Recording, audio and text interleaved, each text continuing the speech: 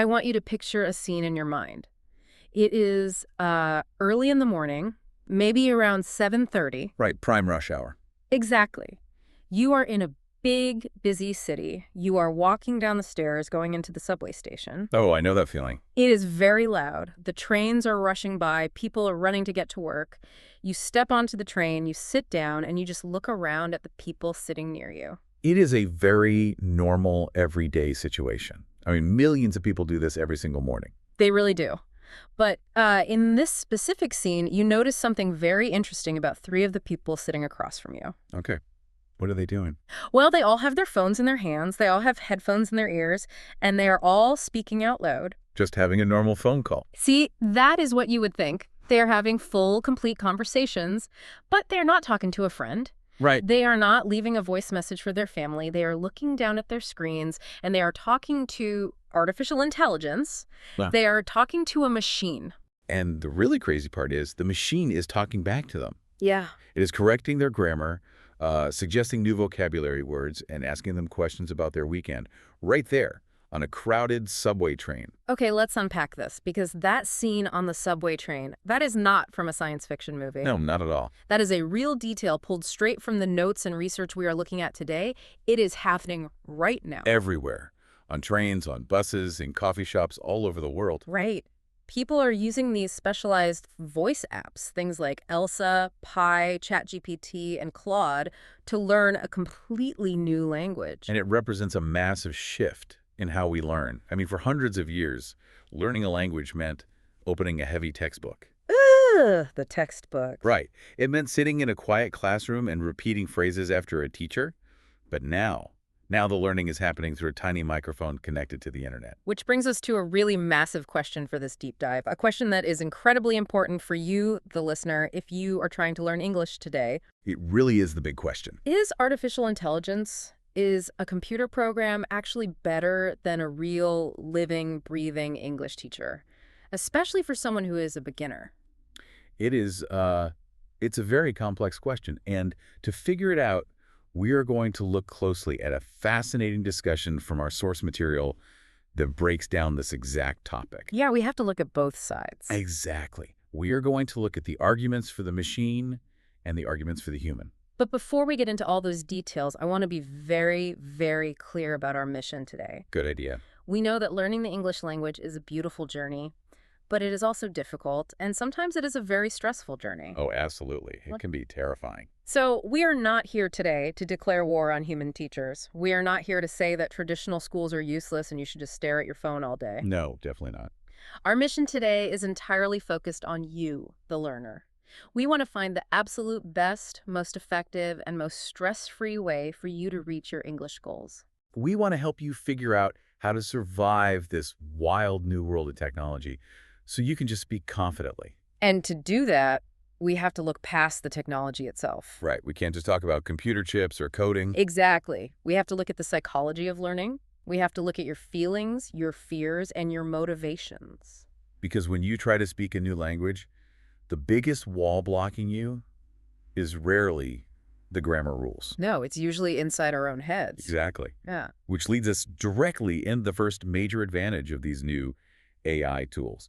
It is all about creating a sense of total psychological safety. Yeah, let's talk about the magic of what the sources call the judgment-free zone and this idea of absolute availability. To really understand why AI is changing everything, we have to compare it to how things used to be. The old way of learning. Right. Think about the traditional model. It was built around very strict, rigid schedules. If you wanted to learn English, you had to go find a class. And that class probably met every Tuesday evening at 7 o'clock. Yes. And life is just incredibly messy. Life does not care about your Tuesday evening class. No, it does not. Life is full of friction. Maybe it is raining really heavily on Tuesday evening. Maybe your boss tells you to stay late at the office. Or your train is delayed. Exactly. And if you missed that 7 o'clock class, the class did not stop for you. The teacher just kept teaching. Right. The other students kept learning. You simply missed out. You fell behind. You had to mold your entire life around the school's schedule. But these AI tools, they introduce a completely different concept. The research calls it total availability. Total availability. It changes the fundamental rules of education. Because the learning no longer has a schedule. The Mm. learning fits into your life instead of you changing your life for the learning. The AI acts as a personal tutor that just lives in your pocket. It does not have operating hours. It doesn't care what time it is. Not at all. If you wake up at 6 in the morning and the house is quiet and you're drinking your first cup of coffee, the tutor is ready. Or if it's 2 o'clock in the afternoon during your lunch break at work. The tutor's ready then, too. There is a highly relatable example mentioned in the text about this. Oh, the pizza example. Yes. Imagine it is midnight. You are lying in bed, trying to sleep, but your mind is just racing. You're worrying about something. Right. Maybe you are traveling to an English-speaking country next week, and you suddenly feel this wave of panic about something very, very simple. Like ordering food. Exactly. You think, wait, how do I order a pizza in English? Yeah. Do I say, I want a pizza? Do I say, can I get a pizza? What is the polite way to say it? If you reached for your phone at midnight and called your human English teacher to ask how to order a pizza, Oh, wow. They would be so angry. they would probably hang up the phone on you. They might even block your number. Because they are sleeping? They have a family? They have a life outside of teaching you? But the AI has no personal life. It has no need for sleep. It is always ready. You can literally open the app at midnight, practice ordering a pepperoni pizza for 20 minutes, and then go to sleep feeling perfectly calm. That level of access removes the physical problem of scheduling, but more importantly, it removes the emotional problem. Yeah, the emotional friction. This is where things get really deep for learners. The research highlights a specific psychological barrier that almost every language learner faces. It is called foreign language anxiety. Foreign language anxiety. We really need to explain what this means slowly, because it explains why so many people study English for years but still cannot speak it out loud. It is a very real thing. It is not just feeling a little bit nervous. No, it is a scientifically studied reaction. It is a profound physical and mental response. Think about what happens in the brain when a beginner tries to speak English to a native speaker. Honestly, it feels like a threat. Precisely. Deep inside our brains, we have a small structure called the amygdala. The amygdala. Right. It processes fear and social threats. When you are a beginner, you know you're going to make mistakes. You know your accent might sound a bit strange to them. You know you might use the wrong past tense verb. Exactly.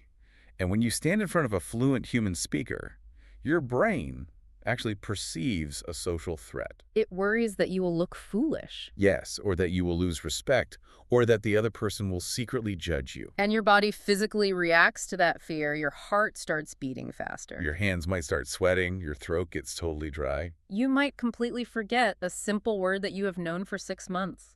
It is the classic fight or flight response. And it is triggered just by trying to say a basic sentence in English. Because the human brain evolved to care deeply about what other people think. Right. In ancient history, looking foolish in front of your tribe was dangerous. Our brains still carry that old fear of social rejection. So when you make a grammar mistake in front of a native speaker, you feel a quick flash of shame. And that shame creates a mental block. It stops you from taking risks. It stops you from speaking entirely. You know, it reminds me of singing. Singing. How so? Think about how many people love to sing, but where do they actually do it? Oh, I see. In the shower. Exactly. They sing in the shower. Practicing a new language with AI is exactly like singing in the shower. That is a brilliant analogy. Why the shower specifically? Because in the shower, the door is locked. The water is running loudly, with absolute 100% certainty that nobody is watching you and nobody is listening to you. You feel totally safe. Right. And because you feel safe, you are not afraid to try to hit those really high, difficult notes. Because if your voice cracks and sounds terrible, it does not matter. There is no audience to judge you. So you sing louder and with more passion than you ever would in public. And the AI creates that exact same emotional safety. It is a closed loop. It is just you and the machine in the room. Here's where it gets really interesting. Because the AI is just a complex piece of software, it creates a pure, complete, judgment-free zone. It does not possess the ability to judge you. Right.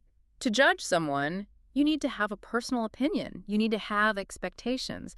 The AI has absolutely none of those. Let's use a real example. Let's say you are struggling with the verb to be. It is a hard concept for a lot of beginners. Very confusing at first. You look at your phone and you say, I is happy. You know that is wrong, but it just slips out of your mouth. If you say I is happy to a human teacher, they will correct you gently the first time. They will say, actually, we say, I am happy. Right. But what if you say I is happy 10 times? Oh boy. What if you say it 20 times? What if you say it 50 times in one single hour? Even the most patient, kind, wonderful human teacher in the whole world is going to feel an emotion. They might get frustrated. They might let out a quiet sigh. They might rub their eyes. They might start wondering if you are even trying to learn. And as a learner, you are highly sensitive to those tiny little physical clues. You hear the sigh. You see the eye roll. You feel their frustration, and it makes your foreign language anxiety spike even higher. You feel like a burden to them. But the AI does not sigh. The AI never rolls its eyes. The AI does not get bored. Never. It does not matter if you make the exact same mistake 50 times in a row. On the 51st time, the machine will answer with the exact same cheerful, polite energy as the very first time. It will simply say, almost. Remember, with I, we use am. Let's try it again. It possesses infinite, unending patience. And that infinite patience produces a very specific, amazing result in the learner. The research calls it micro-confidence. Micro-confidence, I love that term. Building belief in yourself through tiny, tiny steps. Yes, because when you are not paralyzed by the fear of judgment, you are willing to make mistakes. In fact, you want to make mistakes. Because every mistake is just a piece of data. It helps you improve. You can practice a difficult English sound, like the .th sound, which is notoriously hard for a lot of learners, over and over again. You can sit alone in your room and say the 100 times. You fail fast, and because you fail fast, you learn fast. You are building up this invisible, protective layer of micro-confidence in private. You are testing out sentences, figuring out how the English words fit together, and letting the AI correct you without feeling any shame. And then the real magic happens. What's that? After weeks of practicing in this private, judgment-free zone, you eventually have to step out into the real world. You have to go to a store or attend a business meeting and actually speak to a real human being. But now, you are not starting from zero. You have already said the words out loud so many times. Your brain already knows the pathway. The anxiety is significantly lower because that micro-confidence is acting like a shield. Removing that intense fear of judgment is just an unbelievable victory for anyone trying to learn English. It really frees the mind. If you can eliminate the fear, the brain acts like a sponge. It can absorb so much more vocabulary. But as fascinating as the psychology is, we have to look at the practical reality of the world we live in. Yes, we do. Because emotional barriers are huge, but physical, real-world barriers can completely stop a journey before it even begins. And when we talk about real-world barriers to education, we are almost always talking about two very specific things: money and time. Right. We have to address the elephant in the room, the money. We have to talk about the cost revolution and how the crazy speed of AI is changing the way our memory works. Historically speaking, getting high-quality language instruction was not something just anyone could do. No. For a very long time, mastering a second language, especially practicing with a native speaker, was considered a luxury. It was tied directly to wealth and status. If you wanted the best possible instruction, you needed a private human tutor, someone who could sit with you, listen to your specific mistakes, and guide you personally. But human time is extremely valuable. If you live in a major global city, a highly qualified private English tutor is incredibly expensive. We are talking $30, $50, sometimes even $100 for a single hour of their time. Let's just do the basic math on that. If you are serious about learning English, you probably want to practice at least 3 times a week. Okay, so if you are paying $50 an hour 3 times a week, that is $150 a week. That is over $600 a month. For the vast majority of people on this planet, spending $600 a month on English lessons is completely impossible. That is a car payment. In many places, that is a mortgage or the rent for an entire apartment. It means that high-level personalized language learning was locked behind a massive wall of money.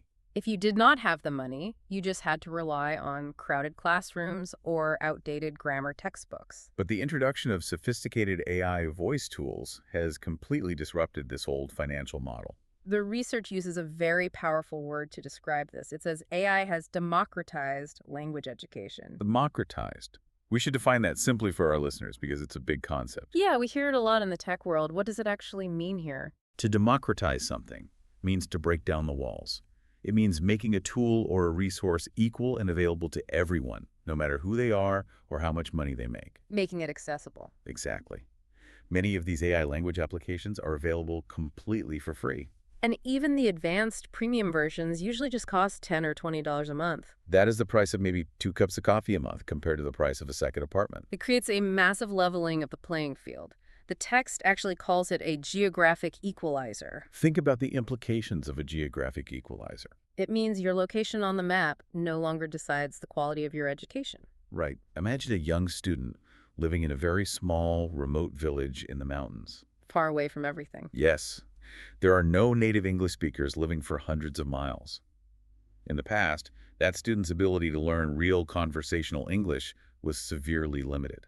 But today, if that student has a cheap smartphone and a basic Wi-Fi connection, They have access to the exact same conversational partner as a wealthy executive living in a luxury penthouse in New York or London. they can both pull out their phones and have a fluid, dynamic conversation with an AI that speaks perfect native level English. The geographic equalizer means your personal dedication matters a lot more than your zip code or your bank account. It is a profound shift in access. But the revolution is not just in how much it costs, it is also in how fast it works. Yes, the speed. The speed of the learning cycle has been radically accelerated. Let's contrast the speed. Okay, think back to a traditional classroom setting. You are given an English homework assignment. You have to write an essay, maybe a 2-page story about what you did on your weekend. Okay, so you spend all weekend writing it. You struggle over the past tense verbs. You look up words in a heavy dictionary. And then on Monday morning, you hand that piece of paper to your human teacher. The teacher takes it, puts it in a folder, and takes it home because they have 30 other student essays to read. Right. They spend their whole week grading them after work. And finally, the next Monday, 7 full days later, the teacher hands your paper back to you. And what does it look like? It is covered in red ink. The teacher has circled your grammar mistakes, crossed out wrong words, and written tiny corrections in the margins. It is the classic red pen experience. Every student knows it. But what is happening in your brain when you finally look at that red ink?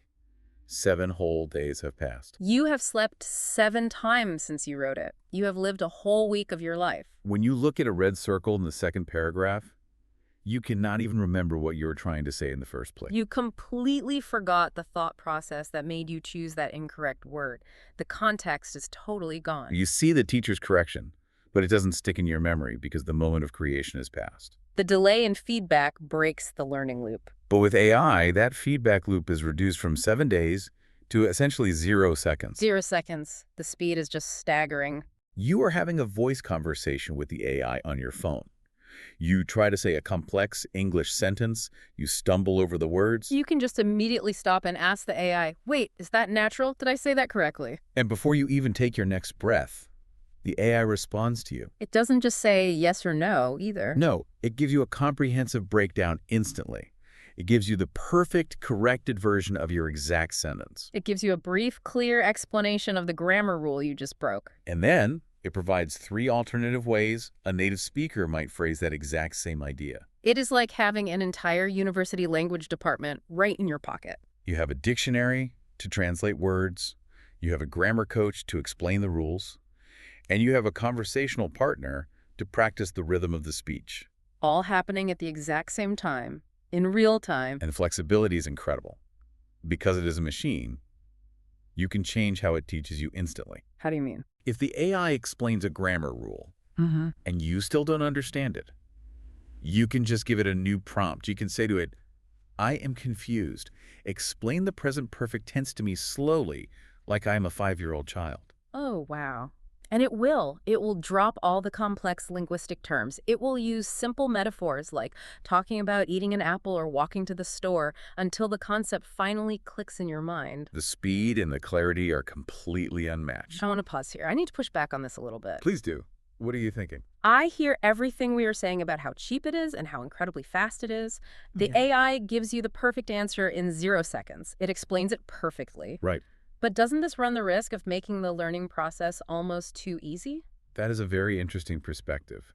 What do you mean by too easy? Well, let's think about how human memory actually works. If the AI acts as a dictionary, a grammar coach, and a partner, and it never makes you wait, when we do not have to struggle and search our brains for the right word, do we actually remember the information? Ah, I see.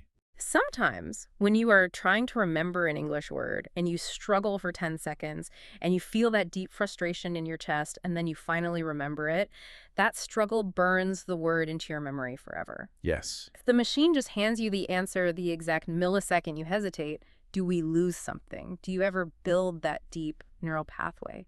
This raises an important question, and it touches on a fundamental debate in cognitive science. The concept is called desirable difficulty. Desirable difficulty. The idea that making a task a little bit hard actually makes it better for your brain's memory. Exactly. When learning is completely frictionless, when it is too smooth and easy, the brain processes it quickly, but it stores it in your short-term memory. It doesn't signal to the brain, hey, this is vital information, keep it forever. Right. The struggle you just mentioned, the intense mental effort of reaching for a lost word, that struggle is what triggers the brain to strengthen that specific neural connection. And there's an emotional component to memory, too. We talked earlier about how AI removes the emotional friction. It removes the anxiety and the shame. Yes, the judgment-free zone. But sometimes, emotion is the very thing that makes us remember a word. Oh, absolutely. Think about a time a human teacher corrected you in front of a whole class. Maybe you mispronounced a simple word, and everyone chuckled slightly, and the teacher gently corrected you. You felt a quick rush of embarrassment. Your face felt hot. I guarantee you will never, ever mispronounce that word again for the rest of your life. Because the emotional spike acts like a bright highlighter pen inside your brain. The embarrassment signals the amygdala, which tells the memory center, remember this exact moment and this exact word so we never feel this embarrassment ever again. Because AI is perfectly polite and perfectly patient, it lacks that emotional highlighter pen. The feedback is instant, but it can be forgettable because it lacks emotional weight. Which brings up a very logical, very massive question. If the AI is virtually free, and it is available 24 hours a day, and it never gets angry, and it gives instant feedback, why are language schools still open? It is the defining question of this entire technological shift. Seriously, why hasn't this technology completely wiped out the human teaching profession? Why are millions of people all over the world still paying human beings to teach them English? Because, despite all of its incredible advantages, the machine has a fatal flaw. A fatal flaw, a central, unavoidable weakness that prevents something from being perfect. And this flaw is not about the computer coding or the processing speed.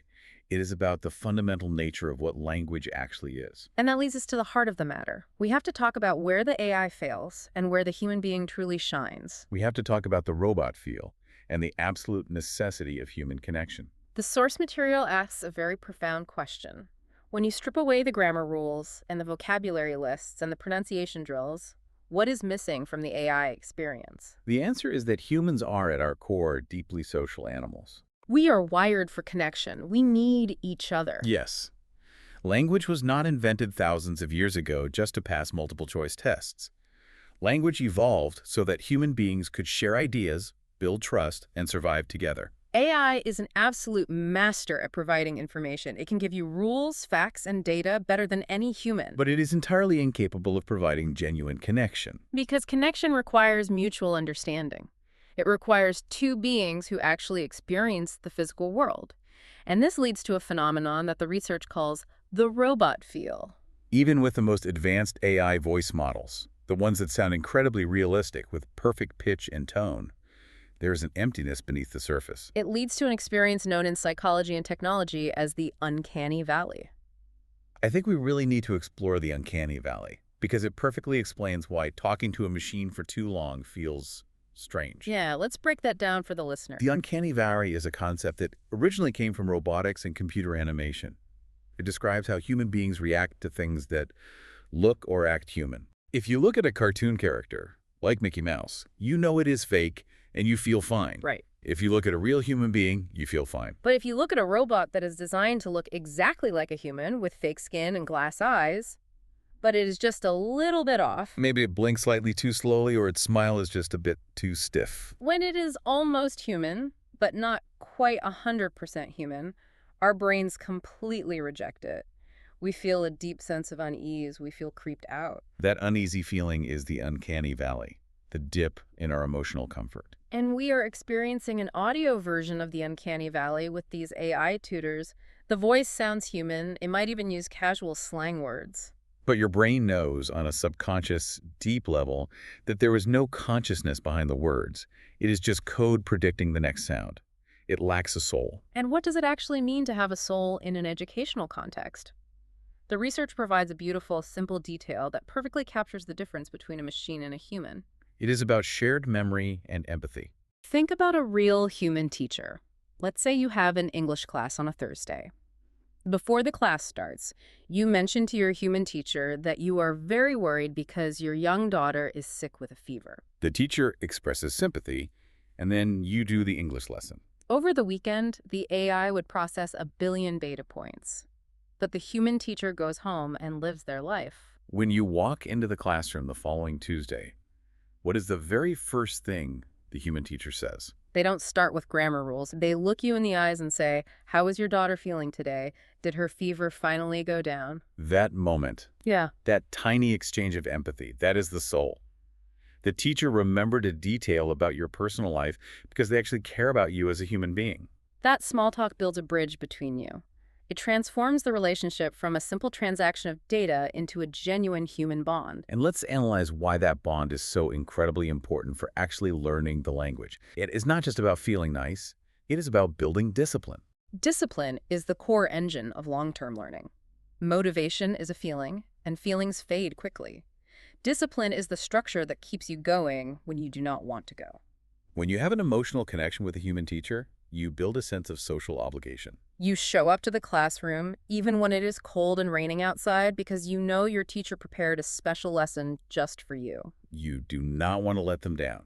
You respect them, and you want them to be proud of your progress. You are accountable to another human being. To highlight the difference, let's act out a scenario described in the research.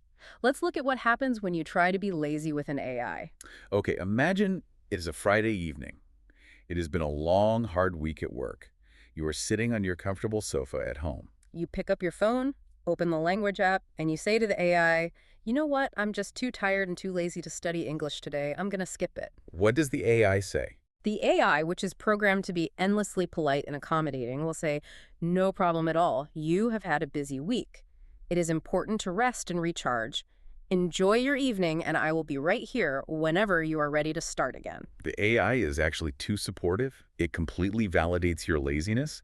It provides zero friction. It is like trying to train for a marathon, but your coach is your living room sofa. The sofa just wants you to sit down and be comfortable. It will never, ever push you. But contrast that with a human teacher. Think of a human teacher as a strict personal trainer at the gym. You walk into the gym and say, "I'm too tired to lift weights today." The personal trainer looks at you, crosses their arms, and says, "I understand you are tired, but we agreed on a goal. Why didn't you finish your vocabulary list? We are not skipping it. Pick up the weights. Let's do it right now." We need that positive social pressure.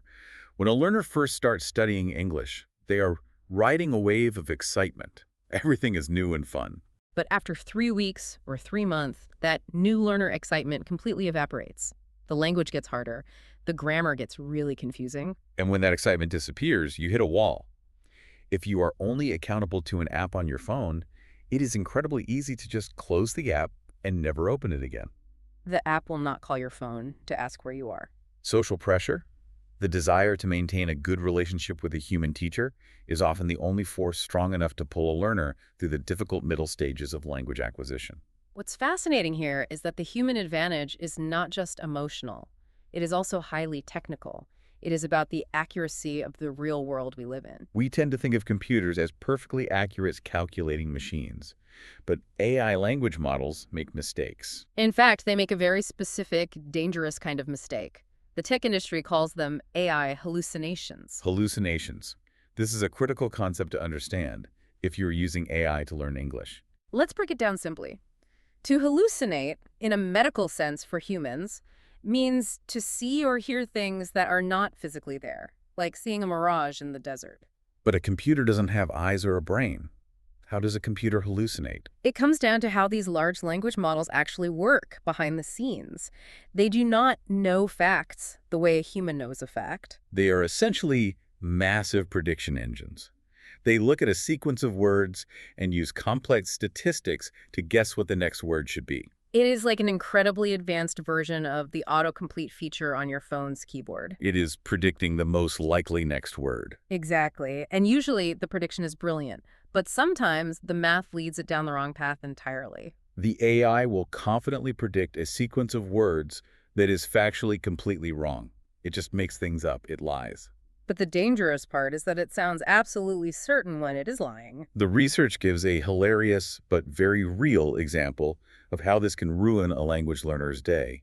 Because AI doesn't live in the real world, it doesn't have a sense of time or cultural context. Let's talk about slang. Slang is the informal street-level language that native speakers actually use. Slang changes constantly. What was considered cool 5 years ago is highly embarrassing today. Because the AI is trained on vast amounts of historical text from the internet, it might process data from 20 or 30 years ago. So the AI might teach you a slang phrase from the 1990s and present it to you as the most modern, popular way to speak today. Imagine the disaster. Imagine you are a dedicated learner. You practice for weeks with your AI. You finally get a big opportunity, a modern business meeting with an international tech company in the year 2024 or 2025. Okay, the stakes are high. You walk into the boardroom, you want to sound casual and friendly, and you use an outdated slang word from a 1990s television show. Oh no. The executives in the room would look at you with total confusion. You would seem completely out of touch with modern culture. The AI set you up to fail because it likes cultural awareness. A human teacher actually lives in the real world. They take the bus, they watch modern movies, they listen to the radio, they understand context. They understand sarcasm when you say the exact opposite of what you mean just to be funny. An AI struggles deeply with sarcasm because it only reads the literal words on the page. A human teacher also understands regional nuances. They know that a word used casually in London might be highly offensive in New York. Or that an English accent in Texas sounds very different than an accent in Toronto. The AI tends to flatten all of this out into one voice. To summarize this fundamental difference, the AI gives you the absolute average of the internet. It blends millions of voices into one perfectly neutral, slightly boring middle ground. But human teachers give you the reality of the street. They give you the messy, breathing, living language that people use to actually communicate with each other. So we have arrived at a very clear divide, a fork in the road. On one side, we have the machine. It is infinitely patient, it is incredibly cheap, it is always available, and it destroys your anxiety. On the other side, we have the human being. They are expensive, they have strict schedules, but they provide discipline, empathy, cultural reality, and true connection. It looks like a perfect tie. They both have distinct advantages that solve completely different parts of the learning puzzle. So, as a learner sitting at home listening to this, how do you break the tie? Which path do you choose? According to the experts and the research, the answer is remarkably simple. You do not choose. You do not break the tie. You combine them to create something entirely new. And that leads us to the ultimate solution, the actionable strategy you can start using today. Let's talk about the hybrid solution. The research calls this the perfect blend strategy. The word hybrid simply implies taking two different systems and merging them to get the best benefits of both. Think of a hybrid car. It uses an electric battery for quiet, cheap city driving, but it uses a gas engine for long, powerful highway trips. It uses the right tool for the right situation. The future of language learning is not AI versus teacher. It is not a battle where one has to lose. No, it is AI plus teacher. They work in harmony. So what does this all mean for you, the listener? How do you actually build this hybrid engine in your own daily life? The research lays out a highly practical three-step strategy. It is a clear roadmap for the modern learner. Let's walk through these 3 steps in detail, slowly, because this is the core of how you can learn faster than ever before. Step 1. The research calls this the daily AI war-up. Think about the physics of a car engine on a freezing cold winter morning. You do not get in the car, turn the key, and immediately press the gas pedal to the floor. If you do that, you will damage the engine. You have to turn it on, let it idle, and let the oil circulate and warm up the metal parts. Your brain operates on the exact same principle when it comes to speaking a foreign language. When you wake up, your brain is operating in your native language. You need to slowly switch tracks. So the strategy is this. Every single morning, make it a habit to spend just 10 or 15 minutes talking to your AI voice application. You can do this while you are standing in the kitchen making eggs or while you are folding your laundry. And the key here is low stakes. Do not worry about grammar during this warm-up. Do not worry about being profound or interesting. The goal is simply to oil the gears of your English brain. Force your mouth to start making English sounds. Talk about the most mundane, boring things in your life. Tell the AI, I'm making coffee right now. The sky is cloudy outside. I am wearing my favorite blue shirt. It is zero pressure. You're just waking up the neural pathways so that English feels comfortable in your mouth for the rest of the day. That is the daily AI warm-up. Then we move to step 2. This is where the strategy gets really smart. You do your daily warm-ups with the machine, but once a week, or maybe once every 2 weeks, you sit down with a real, living human teacher. Whether that is online over video or in person at a local cafe. The research refers to this meeting as your high-value time. A human teacher's time is expensive. It is a premium resource. You must treat it like a premium resource. Exactly. Do not waste the expensive human teacher on rote memorization. Do not spend your $50 hour asking the teacher to explain the definition of the word apple. Or asking them to drill you on past tense verbs. The machine can do that for free all week. Instead, you use the human for the things the machine cannot understand. You ask the hard cultural questions. You curate a list of questions during your week with the AI, and you bring them to the human. You sit down and say, Teacher, I practiced this specific business presentation with the AI all week. The grammar is technically correct, but I need you to tell me, does it actually sound natural? If I say this in a boardroom, will people think I am being polite, or will they think I'm being rude? You use the human teacher to calibrate your compass. You use them for cultural nuance, for practicing eye contact, and to practice reading body language. You use them to learn how to smile and joke in English. That is the weekly human check-in. Which brings us to step 3, the final piece of the hybrid puzzle. The research calls this the pregame practice. In the sports world, a pregame is the intense warm-up session right before the actual competitive match begins. In life, a pregame is how you prepare for a high-stakes, real-world event. Let's create a scenario for the listener. You have a massive event coming up. You are applying for a new job, and you have to do the interview in English. Or perhaps you are traveling, and you are terrified of having to speak to the customs and immigration officer at the airport. These are incredibly high-stress situations. Your foreign language anxiety will be at its absolute peak. If you were standing at the airport passport control, your mind might go completely blank when the officer asks, "What is the purpose of your visit?" So how do you prepare? You run the pregame with your AI.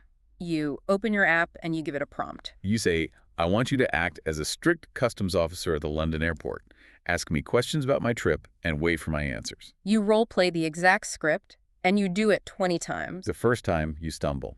You forget the word for tourism. The AI corrects you gently. The second time, you get the word, but your verb tense is wrong. The AI corrects you. You keep running this simulation over and over in the safety of your bedroom. You are building that micro-confidence we talked about earlier. You are building muscle memory for that specific interaction. Then, 3 days later, when the real event happens, when you are standing at the actual airport, tired from your flight, staring at a real human customs officer, you don't panic. Because your brain says, wait, I have done this exact conversation 20 times already. The words flow out naturally. You did the practice with the machine so you could succeed with the human. It is the perfect symbiosis. Let's synthesize this into one clear philosophy. This is the secret to modern language learning. Use the AI to do the boring, heavy lifting. Use it for the endless repetition, the grammar drills, and vocabulary memorization. Let the machine do the mechanical work. And save the human teacher for the living work. Use humans for real communication, for emotional resonance, for exploring culture, and for feeling genuinely connected to the world. If we connect this to the bigger picture of education, this entirely redefines what it means to be a teacher in the 21st century. It is a massive identity shift for educators. Historically, teachers operated as what we called fountains of knowledge. A fountain is a source where water pours out. The teacher stood at the front of the room, held all the facts in their head, and poured those facts into the empty minds of the students. But the internet and AI now hold all the facts. The AI is an infinite fountain. So if the teacher is no longer just a provider of facts, what are they? The modern teacher has evolved into a coach. Think of a coach on a football team.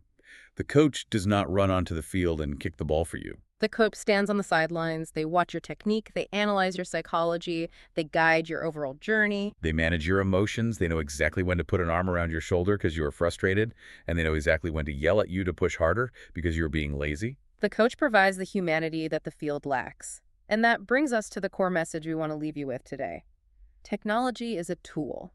It is a gift, not a burden. Do not be intimidated by it. We highly encourage you to explore it. Download a voice app. Try speaking to a machine. See how it feels to practice without judgment.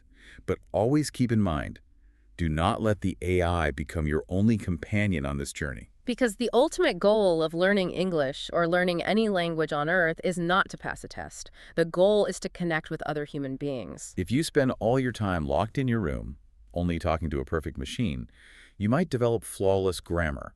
You might develop incredible pronunciation. You might become an absolute master at talking to robots. But if you take those skills to a real dinner party with real people, you will still be entirely lost. You will not know how to interrupt politely, how to laugh at a bad joke, or how to share a quiet moment of empathy. Language without human connection is just empty noise. So use whatever method keeps the fire burning inside you. If the AI gets you excited to practice for 10 minutes every morning, use it. If walking down the street to a local language school and having coffee with other confused learners makes you happy, go there. The most important thing is that you just keep speaking. Even if your very first words tomorrow morning are just, "Hello, robot," every single word you force out of your mouth is a step forward. Before we wrap up this deep dive, I want to leave you with one final provocative thought, something to turn over in your mind as you go about the rest of your day. Oh, I love a good thought experiment. Lay it on us. We spent a lot of time talking about the uncanny valley and the robot feel. We said that right now, human brains can still sense that the AI lacks a soul.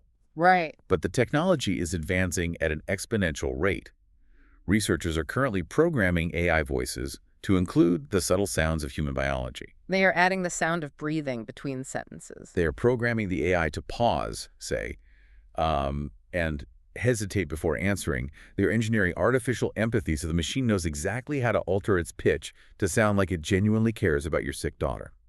That is incredible and also a little bit scary. It leads to the ultimate question. In a few years, we will reach a point where you genuinely cannot tell if you are practicing with a machine or a human on the other end of the line. The illusion will be perfect. Wow. And when that day comes, if the machine sounds exactly like a loving, caring human coach, and it makes you feel safe and motivated, will it actually matter that it is just code? As long as we are learning and growing, does the source of the empathy need to be real? Wow. That is definitely something to mull over. The Turing test for emotional teaching. I want you, the listener, to remember that busy subway train we talked about at the very beginning. Those people staring at their phones, whispering in English to artificial intelligence. They are not abandoning humanity. They are doing the exact opposite. They are using the judgment-free zone to build their micro-confidence. They are preparing themselves. So that when the train doors finally open and they step out into the real world, they are ready to connect with the humans waiting for them. They are using the machine to reach the human. It is a beautiful way to look at it. Thank you so much for spending your time with us on this deep dive today. We invite you to think about your own learning journey. Look at the tools in your life. Do you need more of the endless patience of the robot tutor? Or do you need the strict, empathetic push of the human coach? Figure out your perfect blend. Goodbye, and keep practicing. Keep learning, keep talking. We are cheering for you every step of the way. Goodbye.